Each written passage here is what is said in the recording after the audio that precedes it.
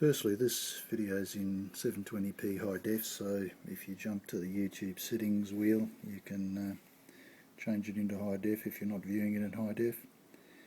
The following video outlines how I use my Canon 700D workflow with Canon Eos Utilities and AstroToaster for near real-time observing.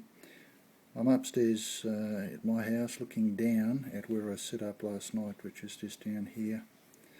You can see it's been raining again last night all over the roof here, puddles of water everywhere in the drive.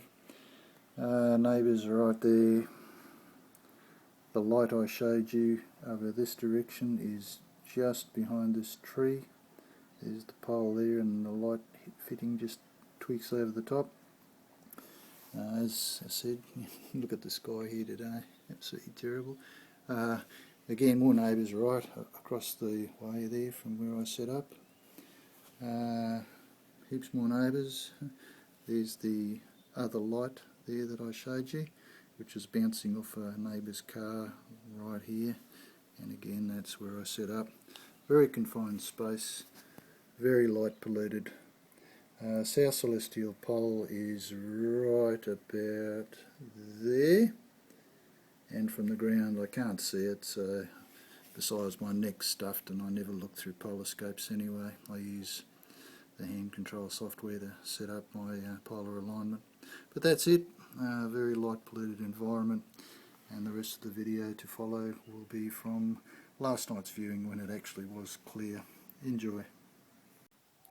So this is the gear I use normally for this stuff. Box of goodies. That's a splitter, so I can use both a charger for the scope or cigarette plug for the scope, as well as a laptop charger. And you can see there's my headlight strap, and there's cables for the different cameras. Also on the floor, I didn't use this last night because it's serving double duties. It's actually put on a Celestron 6SE mount at the moment. It's a little Orion short tube 80 awesome auto guider, effectively scope, with a ZWO ASI 224 in there, and that unit is normally on a longer dovetail and the bigger auto guide rings, and I normally place it on top of this scope, which is the one I used last night. It's my Skywatcher 200p Newtonian. Yes, it's got coma, yes, it's got vignetting. I don't care when I'm doing near real-time observing. It doesn't worry me in the slightest. It's modded with a ADM dual saddle, because I do also have an Edge 9.25 and a big case over there. It is running a extension tube, which was far cheaper to manufacture myself, with the original 2 weights, which allows it all to balance. But yes, that little short tube 80 down there with the ZW optics camera, small chip 5mm, is normally sitting on top on a longer rail. Originally I bought this scope, whole thing as an astrophotography outfit, second hand, and that was used as the guider. But now with the cameras, when I do near real time, I use the Canon in here on the 1000mm focal length. This is an 8-inch tube, f5, and on top here where the awesome auto guider short tube 80 goes, I put the ZW optics camera in, because for very dim objects, very dim galaxies and the like, not only do they need a little bit more magnification, but they need the very good sensitivity of the ASI 224 down here. And I use, if you go to Cloudy Nights forum and look up Astro Jedi, he ran a thread on using the ZW camera at 300 plus gain, or 250 gain at a minimum, but very short exposures stacked, and it works very well. So that's the outfit I used last night. This has also got a Rowan UK, Rowan Astronomy belt drive system. I'd say it effectively totally eliminates backlash, and the whole thing, this mount, an HEQ5 Pro Skywatcher mount, has always had amazing go-to accuracy, which you'll see on the videos following. When I'm on Mars, I think it is, and I go to Jupiter, I'm at 200 times, well, what is that, 10 times magnification. The first magnification within the live view, EOS live view, is 5 times, and the 200% button within the preview window makes it go to 10 times.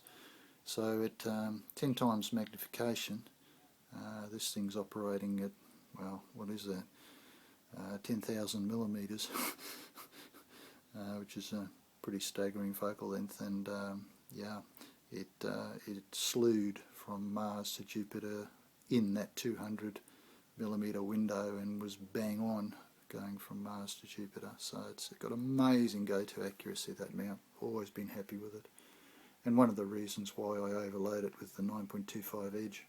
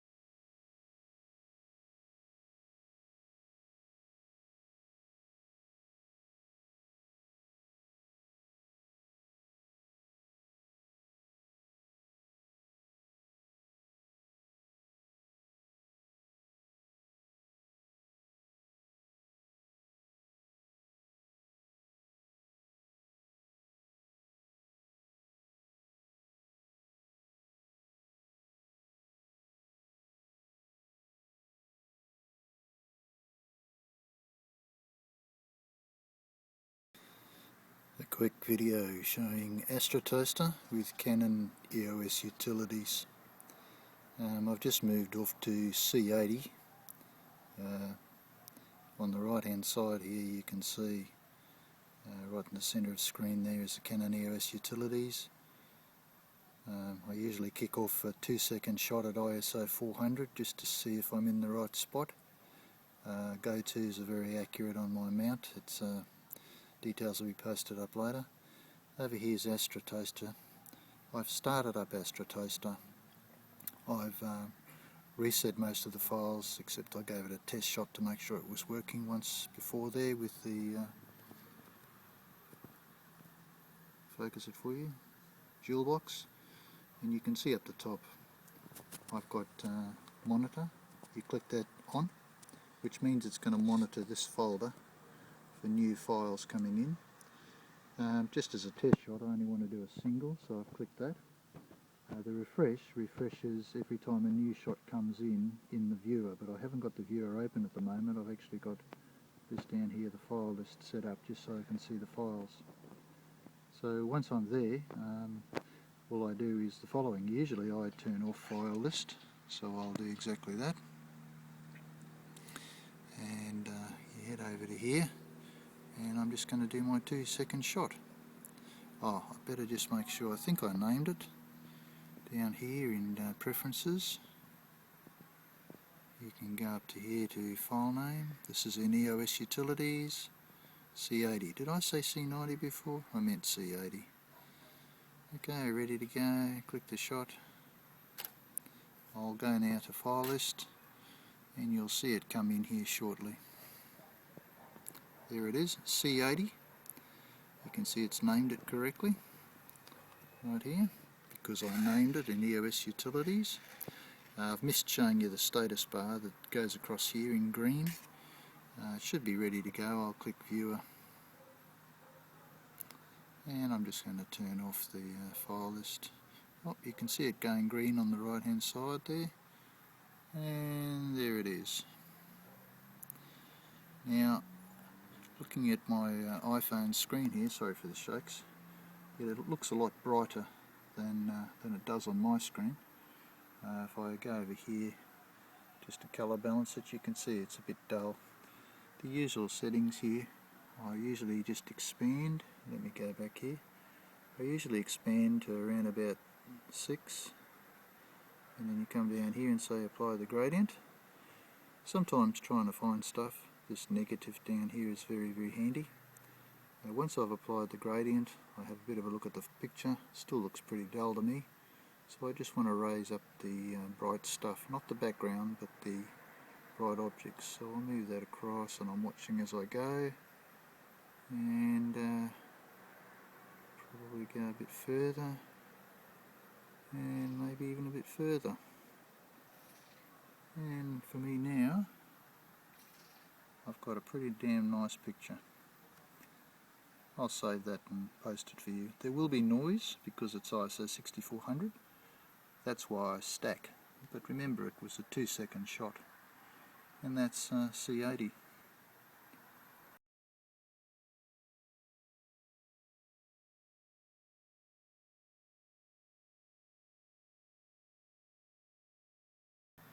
Righto.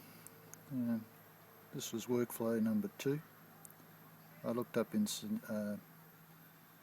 Stellarium that Centaurus A, which is galaxy, irregular galaxy, C77, just a short distance away from C80.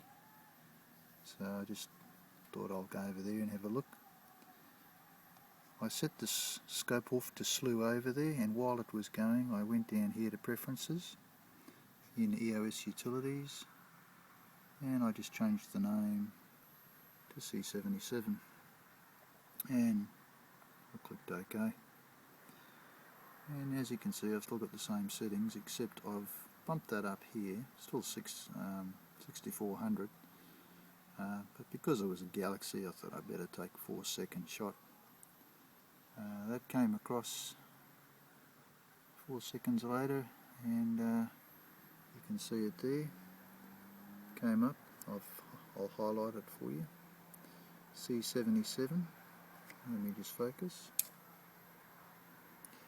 And again, I've still got the same thing set up here, monitor, single, refresh mode, and like I said, I usually operate without the file list being on, and that's the image. And again, heaps of noise, but that's why you stack. And as I said before, I'll show you how to do a stack shortly.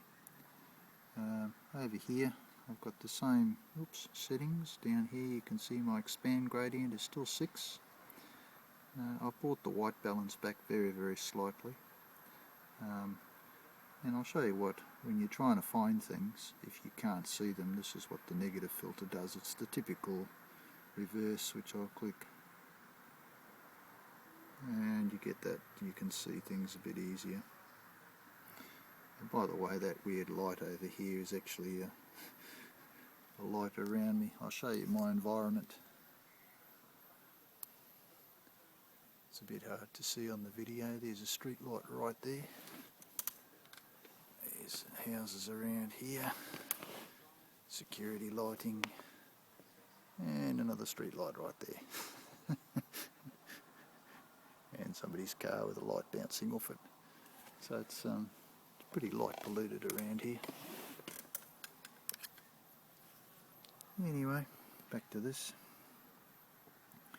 I'll turn off the negative, and as I said before, let me just colour balance a bit for you by focusing on the white, and that's a bit closer. Whoop, every time I move it changes the colour, but you can see quite a nice bit of detail there. And if I take the white balance down on this, or sorry, the white point down a bit, and it'll probably come a bit closer for you to see. Yeah, it's starting to look alright, but that's a 4-second shot. I'll save that off. Like I said, heaps of grain, but if you stack, you can get rid of the grain with maybe 5 or 6 stacks. So 5 or 6 times 4 seconds, it's pretty cool. I'll just stop this video and continue with another one for you.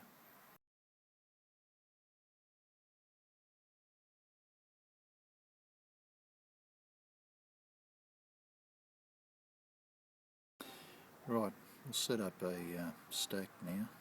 You can see up here I've still got single set.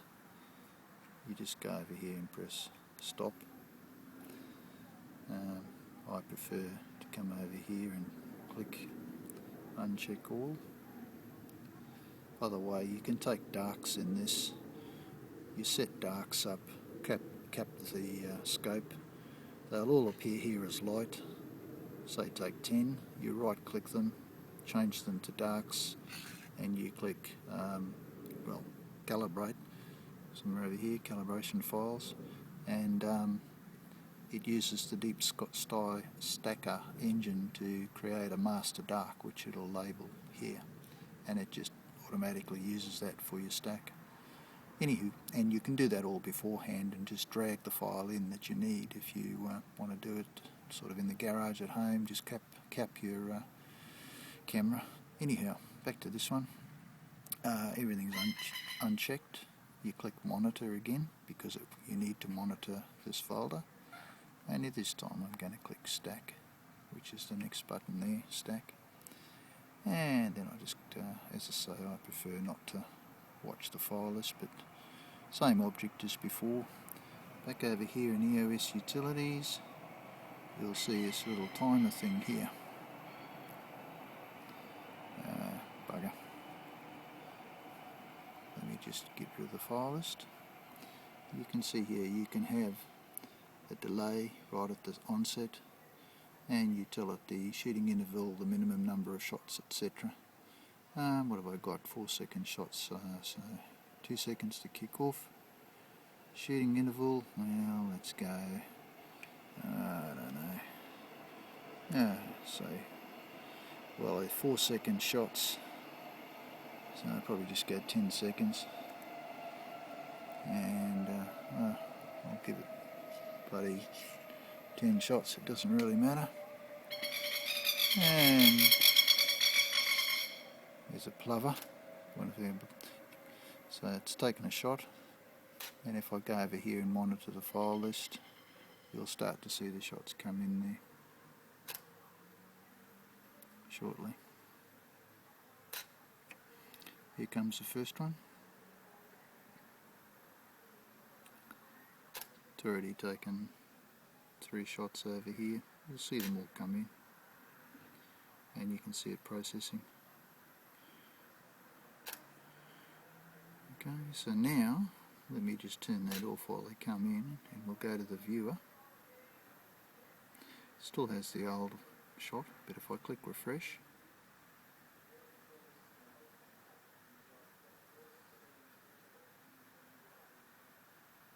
here they come. Let's try and get some of the appropriate colour.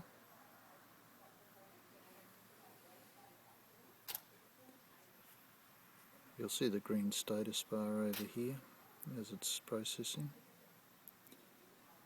and it's just about finished over here.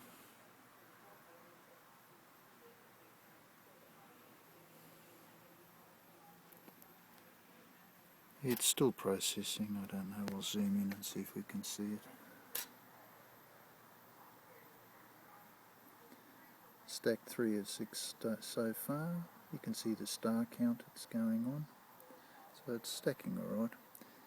When it finishes, I'll post a photo of save after I change all these settings to get it looking reasonable. You'll see what it does to the noise. Okay, we've now got 10 stacked. If I go over here and show you the file list, there you go. So you can see, if you count them, I've got 10 stacked. Okay, well, I've still got the expand set to where I left it at 6. Remember, I adjusted the white balance a bit. So to get the shot looking good, from where I sit, it needs a tad more black, just black point, just to darken the background slightly. I don't like to take it past, I don't mind a bit of a grey background. Still adjusting. Yeah, it's looking pretty good. And I might just brighten that up, brighten the details up a tad. And once again, just drop the. Actually, I might drop the whole brightness down just to see what I'll what it'll do. Yeah, it's pretty cool. I'm just going to save that. I'm not going to muck around with it. Now on here it looks pretty bright. When you see the saved version, it's a lot darker. The iPhone just blows it out. So I'll save this and you can have a look at that as well, the shot.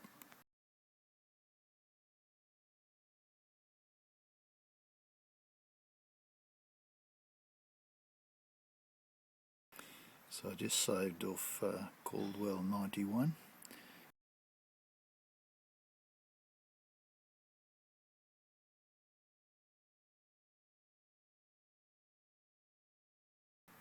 The other advantage of the DSLR is planetary, so let's do that now.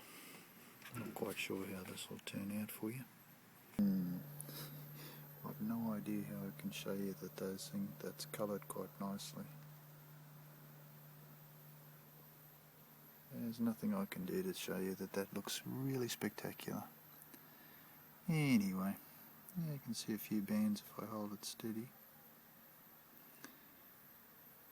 I wonder what happens if I go 200, which is another button over here.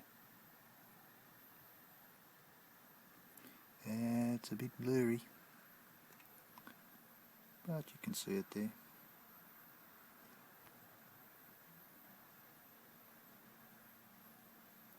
Try and focus on here, maybe it'll do it.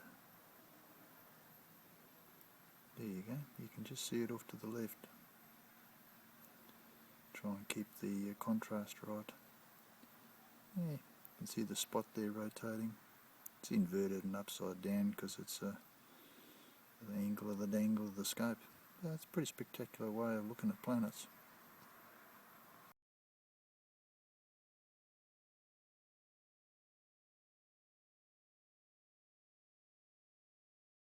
It's got me hankering after Mars now. I'll shut that down a bit.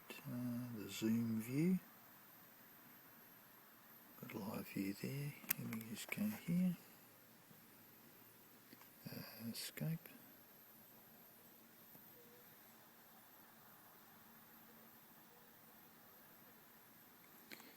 Right, let's see. Where was Mars? There it is.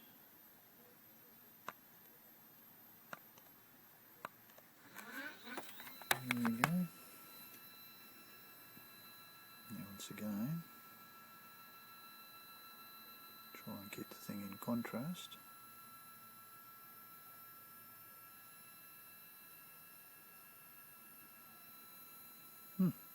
It's doing a meridian flip.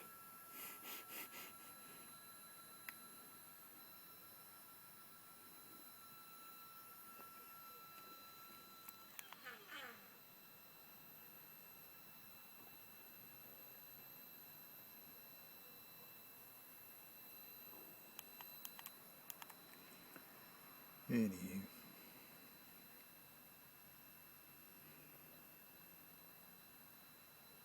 it's nearly there. Here it comes.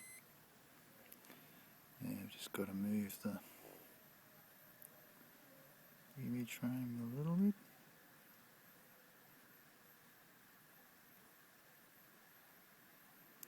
Pretty well centered. The little magnifying button. And there we go. Once again, the iPhone's not really doing it justice. I'll try a 200 zoom again. And there we go. Mars. Yeah, it doesn't take long to grab.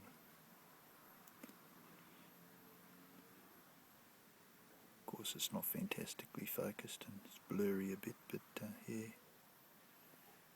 Yeah, it's pretty sweet. I wonder if Saturn's up yet. I'll have a look at that next. Not quite sure. Let's have a look. Stellarium.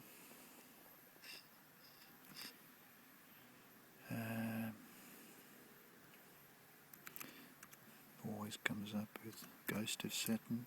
Oh, it's come up first. Where'd it go? What the hell?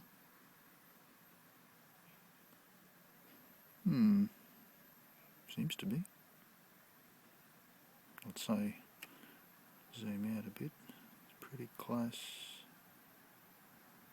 Have I got the ground turned on in this? Hang on. I don't think it's up yet. Down here, where is it? Yeah, must be. Okay. Well, let's do that.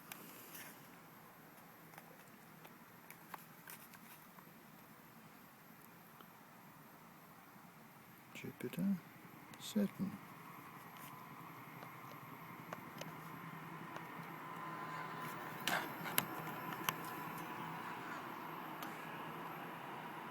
Okay. And there it is, it just popped into view. Needs a bit more exposure. So let me go over here. And, oops, wrong way.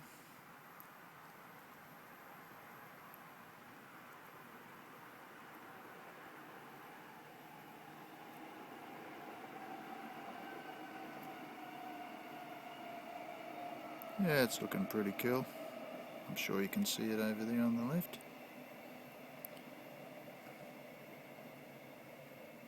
And I'm sure if I go 200, it'll be fun. And there it is. Pretty darn sweet.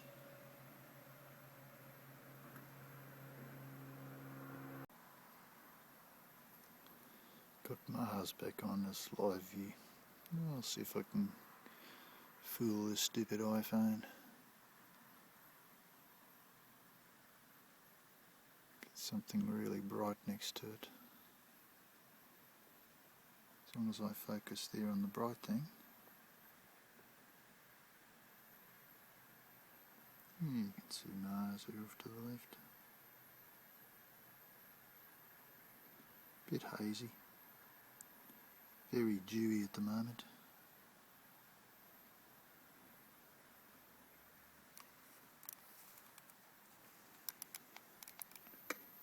Can you see the dew on the scope? Mirror's probably going to be dewy very shortly.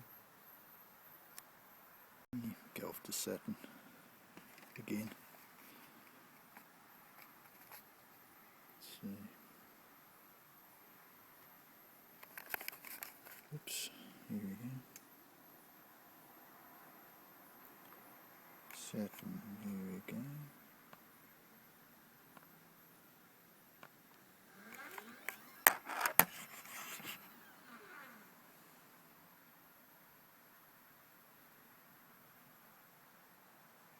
Oop, there it goes.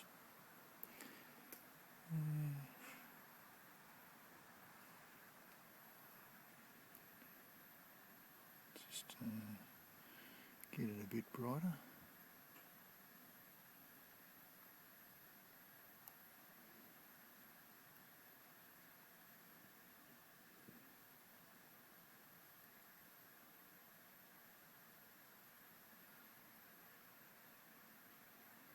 Yeah, it's looking pretty good.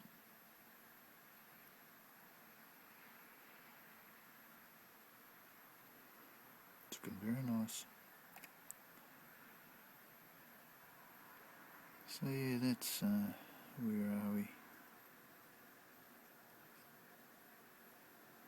Move it over here. Don't want it to do that stupid dock thing. So we're in the zoom mode at 200%. Give it a bit of a look over here.